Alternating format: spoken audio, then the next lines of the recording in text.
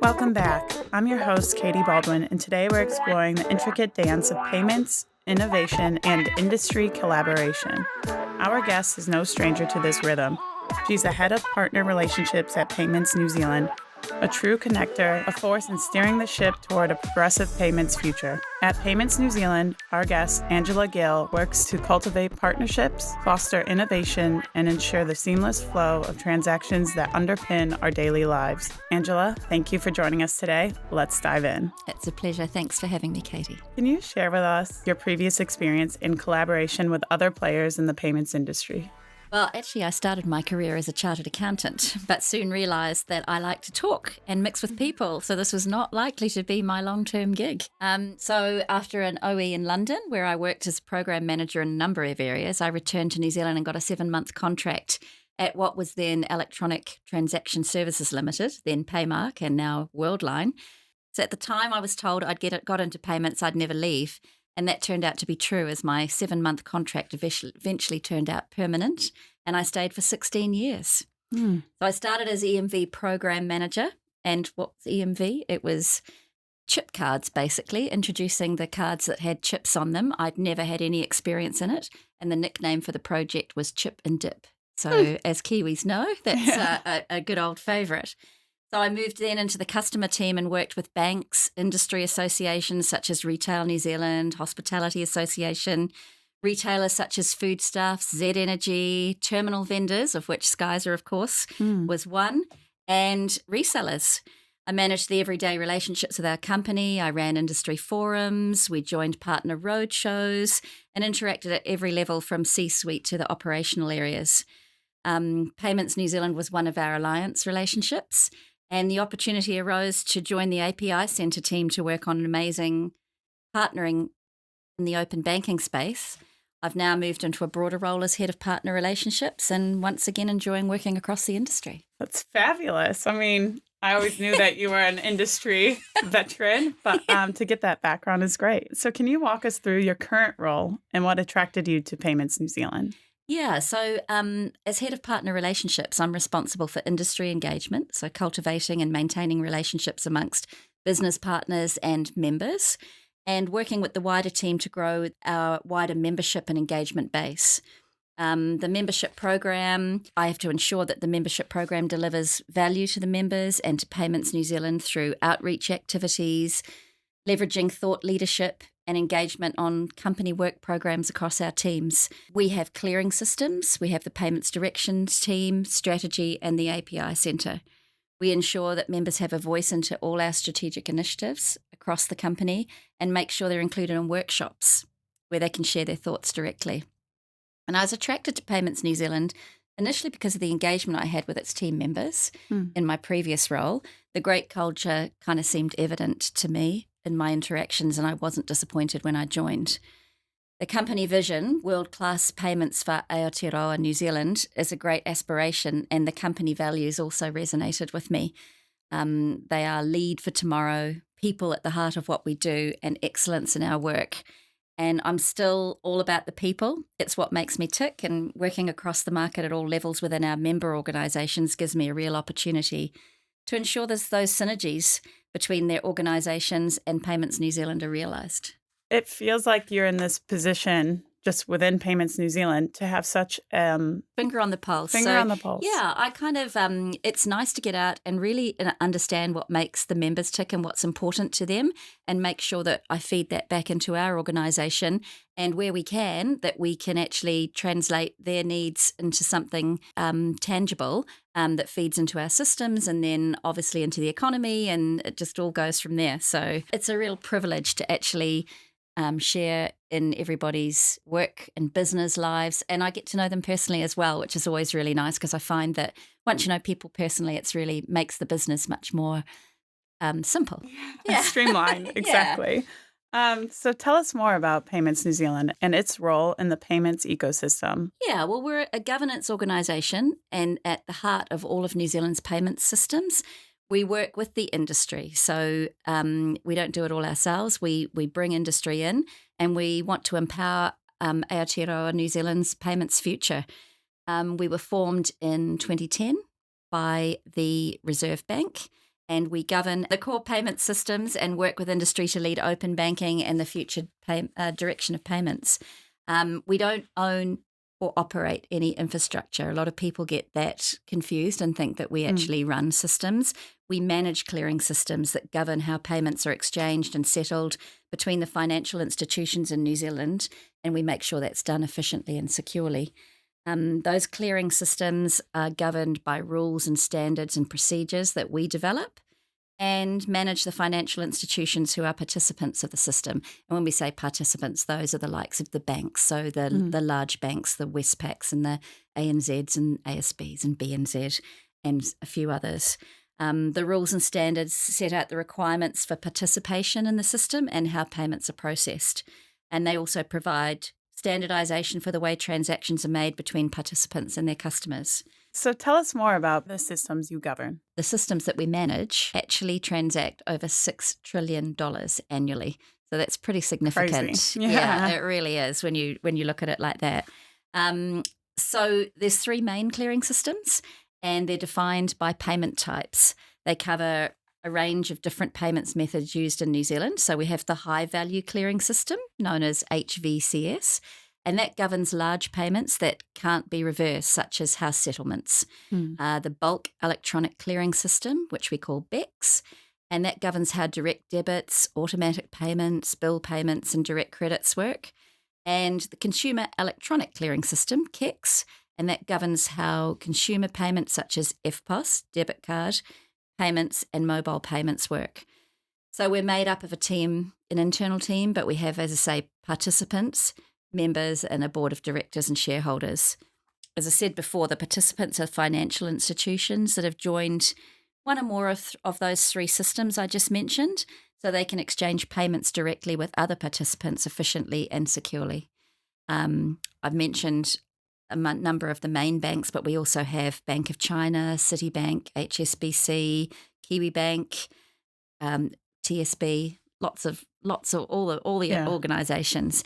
And then we have our members, and they're organisations from within the payments ecosystem that have joined our membership program to be actively involved in the ongoing development and strategic direction of the payments system. We've currently got 41 members, and of course Skyzer is one of those, and we're grateful to have you on board. So there's two levels. We have infrastructure, and that's designed for organisations that provide the infrastructure service related to the operation of the systems, and they want to take an active role in the management of those systems. So members in those categories are like the switches. So you've got Worldline, Woolworths, EFTPOS New Zealand, all the major switches in New Zealand, and then industry members, of which Skyzer is one, is designed for organisations with a business interest in payments industry initiatives and want to play an active part in industry-focused strategic conversations. And current members include card schemes, terminal vendors, smaller banks, industry associations, fintechs, retailers, you name it, anyone that's got that interest or even an adjacent interest to payments. So we welcome people to come and have a seat at the table and share their views with us.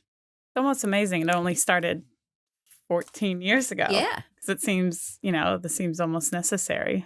Yes, absolutely. So I think prior to that, there was the New Zealand Bankers Association, and we were kind of born out of that, right? And with the help of the Reserve Bank. So we then became Payments New Zealand, which was the governance organisation to, manage all of these systems, which is no small Gather feat. everyone together. Yeah, that's right. We do. That's pretty much our role, really. We bring industry together and herd the cats, if you like, and bring everyone to the table and try and make sure everyone's got that voice and have their view, because it takes all sorts, right? But how does Payments New Zealand work intersect with everyday experiences of small business owners? So I guess we play a foundational role in supporting economic activity and businesses by ensuring the reliability, efficiency, security, and inclusivity of those payment systems. And that all happens seamlessly in the background.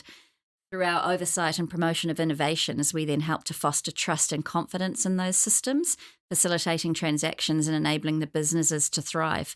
So it happens indirectly, I guess, through our members and participants. So while we don't have direct interaction with all businesses, just that fact that we keep those systems running in the background means that we have a platform for those businesses to progress, and they do that through their direct interaction, as I say, with our participants and members. Totally. So, yeah. Because we do compliance, we set and enforce standards. So it means that they those standards protect consumers and ensure fair and transparent practices within the payments ecosystem. We make sure they're enforced. We do advocacy and representation. So we often act as a voice for our members and participants in discussions with regulatory authorities, other policymakers and stakeholders. And by advocating for that balance of interests of all parties involved, including small business and consumers, our organisation indirectly contributes to a more favourable operating environment for them. Definitely making sure that everything else ticks along so that those businesses can operate and be confident in the systems that underpin their payments infrastructure. I think that's just a great overview. I mean, you give such a voice to what you do and what Payments New Zealand accomplishes in the day-to-day. I'd love to transition a little bit. It's apparent you've had such a diverse and widespread overview of the payments industry. So I am curious to know what is or are one of the most exciting things that you've noticed about today's current landscape? Oh, that's a big question. Firstly, I guess I should note that payments landscape subject to rapid changes, and that in itself keeps it exciting and keeps us all in the game, really. That's why none of us leave 16 years later, 18 years later. But over the last couple of years, I guess one of the exciting trends has been the rapid development and adoption of digital payment solutions, including mobile platforms, contactless, peer-to-peer payments, digital wallets. And it's a rapid evolution of those technologies, and it's making financial transactions more accessible, faster and more interconnected, which is what's driving changes in how we manage and exchange money. Another area which is exciting is that together with industry, from banks to startups, we're creating the open banking standards and protocols needed to ensure fast, secure, user-friendly data for Aotearoa. That's known as open banking. What we're co-designing will power increased innovation, foster competition, and enable businesses to create new products and services that will empower Kiwis' financial well-being. Open banking has been a hot topic in the industry in recent years. And over this time, open banking, the term, has evolved to describe a series of initiatives which consumers will have then greater access to and control over their banking data, and also uses application programming interfaces, APIs. I'm not technical, but I know that that's what that means. Yeah. To let banks securely share their data with third parties who can provide more financial services to consumers. So it's a really exciting area and something that we're really happy to be leading in New Zealand. Yeah, so it's already here, I guess, to say, open banking in the New Zealand market, and already being used to deliver services by banks and third parties. But what's exciting is that this year we're going to see more major banks using our key standards around payment initiation and account information, and that'll lay the groundwork for new services and offerings for businesses to engage with their customers. So that's what's going to be exciting, is that progression that we see when everyone comes on board. As you said, you got to herd the cats. So, Yeah. moving it forward is an integral part of that. Yeah, absolutely. So can you share a bit about the journey of Payments New Zealand in fostering innovation within New Zealand's payment landscape? Yeah, so I guess, as I said, we were set up in 2010 to govern New Zealand's core payment systems, and along with that to work with and lead innovation in the payments industry and provide a base to innovate from, I guess. A big milestone in that work was the open banking trial, which started in 2018, and that resulted in the creation of our API Centre in 2019. So the open banking standards we develop are designed to let banks and third parties like fintechs innovate and work together securely. And we're already seeing the fruits of that work in services that consumers can access, as I said before, with more on the way as we pass open banking milestones this year. We also do long-term strategic thinking to support innovation across the whole industry. So we have a team called the Payments Direction Team that includes things like planning for future upgrades to the core payment systems, to digitize it, make it faster, and make it future-proofed for innovation. So we're innovating all the time, but we also have to think ahead in terms of years and lay a foundation for innovations that other people will deliver, things we can't yet see. Oh, very cool. You've touched on open banking. So Yeah. I would love to connect it to how does an open banking approach impact the experience of business owners and what opportunities does it unlock? Sure, it's a big one, Hmm. and an open banking approach has significant impacts on the experience of business owners and can unlock lots of opportunities. Access to financial data, so it enables business owners to access their financial data from multiple banks and financial institutions through a single platform application, and then provides them with a comprehensive view of their financial health, including cash flow, expenses, revenue, without the need to log on to multiple accounts separately, which is, a big game changer. Streamline financial management. They can access consolidated financial data, track transactions, categorize expenses, analyze spending patterns more efficiently, and things like that. Access to innovative financial services. It encourages the development of innovative products and services by third-party providers, and business owners can benefit from a wider range of services that can be tailored to their needs, such as automated accounting, invoice financing, cash flow forecasting, etc. And it can be used for personal finances as well. There's some of the real benefits. Improved access to credit is another one. They've got enhanced security and control because they're always in control. There's lots of consents that are needed before the data is handed over, and they're in full control of that. They can give the consent and they can withdraw the consent when they don't want to share that data anymore.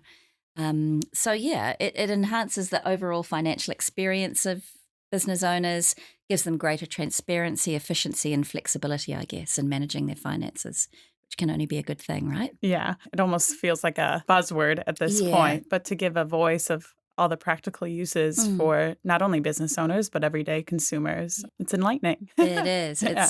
It's going to be big, and it's going to be great, as I say, to see it come to life more broadly this year. So, kind of transitioning also to the future. So, we've discussed about the pivotal role Payments New Zealand plays in shaping the payments landscape in New Zealand. But how do you see these initiatives impacting small businesses in the future? So, the ultimate outcome we want from all of our work, including open banking, is to make world-class payments available to everyone in New Zealand, and that includes consumers and large and small businesses. So, if we think about some of what we want to encourage, if you're growing a retail business, online or offline, some of the things banking solutions can enable is easier visibility over your finances, personal or business, giving your customers easier or more flexible ways to pay, or applying for loans or credit lines faster with information you already have in your business. So the more those solutions are available to consumers and businesses, the bigger a positive impact it has on the small business sector. Looking further out with things like our payments direction work, these big projects to upgrade and innovate across the sector and in our payment systems ultimately benefit small businesses and everyone in New Zealand. I guess because they keep the system running invisibly without a hitch, so you don't even have to think about it day to day. And what really shapes the business experience are the big steps forward, like 7-day-a-week payments between banks, which came in last year. And we want to move from here to having real-time payments within seconds, which are on our strategic roadmap as well. So, Yeah, that's such a game changer, especially for small business owners when capital is so tight. To be able to absolutely. manage that in real time, Yes. hence the name. Yeah. Come up with all the good names. Oh, well, you want it to Real be time. literal. Yeah, Yes. absolutely. At least people know what we're doing, right? Exactly. No false advertising here. Yeah. So, yeah, how can business owners in Aotearoa actively participate in shaping the future of payments? Yeah, that's a good question, Katie. I think there's a number of ways. I guess staying informed, keeping up to date with trends, regulations, and innovations. So subscribe to industry newsletters, attend conferences, join relevant online forums, and, really just get yourself connected. Engage with payment providers, build relationships with payment service providers and stay informed about their latest offerings. Provide feedback to them about your business needs and preferences regarding payments methods. Adopt new payment technologies. In New Zealand, we're known as early adopters, and it's really good. So where possible, embrace emerging technologies such as mobile payments, contactless, digital wallets, and cryptocurrencies even, which is the next big thing. And if you offer diverse payment options, you can cater to a broader range of customer preferences as well. So that's a good thing to do. Advocate for regulatory changes, participate in industry associations, Retail New Zealand, for example, or advocacy groups that work on shaping regulatory policies related to payments. Advocate for regulations that promote innovation and security. Citizens Advice Bureau is even doing projects on making sure that payments are inclusive for all. So that's something that people can connect with easily. So I'd encourage them to get on board with that. Invest in security measures, make sure that the security of payment transactions is there by implementing those robust security measures to help their customers. Try and collaborate with fintech startups. I mean, the list is endless. There's lots of ways that small businesses who probably think they don't have any impact, these are just some of the ways they can actually get on board and complete surveys. If there's surveys out there that you can complete to kind of get your views across, do that. So look for those sorts of things. Make sure you educate your staff on, they're well trained in handling various payment methods, etc. That's only good for your customers as well. So there's lots of different ways. Participate in pilot programs, for example. Often, fintechs are looking for businesses to kind of participate in pilots. I think even Skyzer, I know, have done pilots with customers. Yes. And so it's a brilliant way to be an early adopter, get in there, have your say, maybe shape the future, right? So... Oh, I love that, Angela, because it can always seem like a one-sided, this is what we provide, we take care of you. But really, it is this two-way dynamic where, as you said, even if you are a small business, you still have a voice, and we don't know unless having that conversation. That's exactly right. And small businesses are just the lifeblood of the economy, really. And, we want them to have a say because, they're what keeps us all ticking. So just go for it. Get involved. Roll up your sleeves. Yeah. Totally. I mean, I would also say just similarly, that's Skyzer's very similar position is that we want small business owners, even if they're not with Skyzer, we want them to have that conversation with their payments provider because it seems a common trend or an accepted behavior to just sign up and perhaps it's not the right fit for your business and you get frustrated, but there's other options out there. Absolutely. It's a very dynamic payments industry. It's not just the ones that bombard you with Facebook ads. That's exactly right. And honestly, you don't want us to make it up as we go along. You want to have your say, get in there and, just have a voice. Totally. Really encourage them to do that. Well, Angela, I think we're at the end. So thank you so much for sharing your experiences and the conversation, especially around giving Payments New Zealand a voice, because it's very impactful to have you here on the podcast. Oh, you're welcome. Thank you. But tell the people what you or Payments New Zealand are up to. What can the listeners look forward to? Well, just a few things coming up that small businesses in particular might be keen to hear about. We'll be talking open banking at Tech Week in the week of the 20th of May with an online session. So check out the Tech Week website for more details on that. The results of our latest Payments New Zealand consumer survey with lots of insights on how people access across Aotearoa are paying now in 2024 and how they want to pay in the future. So visit us at paymentsnz.co.nz to check it out. And the big one for us this year is our biennial conference for the payments industry, The Point, which is coming up in Auckland on the 19th and 20th of November. So save the date for that one now, and registrations will open in early June. So if you want to keep up with everything we're doing, it's all on our website at paymentsnz.co.nz. You can sign up on the website to our Top Reads newsletter, which covers payments news in New Zealand and internationally and comes out every week on a Friday just before lunch. So you can also follow Payments NZ on LinkedIn. And if you want to find out more about becoming a member and working with us, membership details are on the website too, or you can contact me directly on LinkedIn under Angela Gill. Yes. Excellent, people. You heard that. Get involved. Subscribe. As we just said, you can only have a voice if you're involved. Absolutely. It's been wonderful hearing your experiences and for the conversation. I'm Katie Baldwin. This was an episode of Beyond the Transaction. Thanks again, everyone, for listening. See ya. Bye.